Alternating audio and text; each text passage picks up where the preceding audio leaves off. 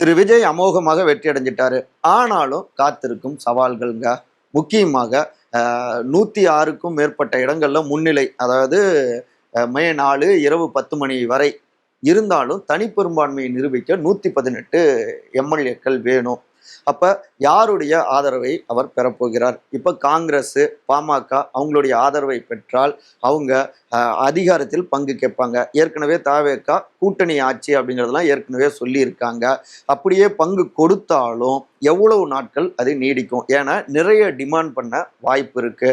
இந்த 2-3 தொகுதிகளில் வென்றவர்கள் அதிக அளவில் 100க்கும் மேற்பட்டு வெற்றி பெற்ற கட்சியை கூட ஆட்டி படைக்கவும் வாய்ப்பு இருக்கு. எனக்கு தெரிஞ்சு திரு பார்த்திபன் அவர்கள் நடித்த புதுமை பித்தன் நினைக்கிற ஒரு படம் 1998லயோ வந்துச்சுன்னு நினைக்கிறேன். அதில் ஒரே ஒரு எம்எல்ஏ அவர் வெற்றி அடைஞ்சு சிஎம் பதவியே வாங்கிடுவார். அந்த படத்தில் வரும். அது ஒரு மாதிரி சுவாரஸ்யமாக அந்த படம் இருக்குன்னு வச்சுக்கோங்களேன். ஸோ இந்த மாதிரி தொடர்ந்து டிமாண்ட் பண்ணுறதுக்கான வாய்ப்பு இருக்குது. இன்னொரு பக்கம் அதிமுகவுடைய ஆதரவை பெற்றால் அவங்க எந்தெந்த நிர்பந்தம்லாம் கொடுப்பாங்க? சிஎம் வேட்பாளராக திரு விஜய் இருக்கா, அவங்க ஒப்புக்கொள்வார்களா? அப்போ அதிமுகவுடைய ஆதரவை அவர் போய் கேட்பாரா?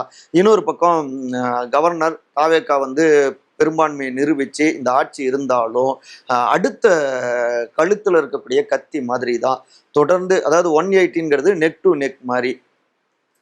அது கொஞ்சம் மிஸ் ஆனாலும் சரி இந்த ஆட்சி பறிபோக வாய்ப்பு இருக்கு.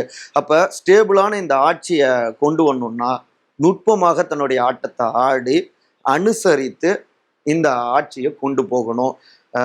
இந்த களத்துல 2 ஜாம்பவான்களையே எங்களுடைய விஜய் தோற்கடிச்சிருக்காரு முதல் தேர்தல்லையே. இதுலயே அவருடைய நுட்பமான அரசியல் நகர்வை புரிஞ்சிக்கலாம்.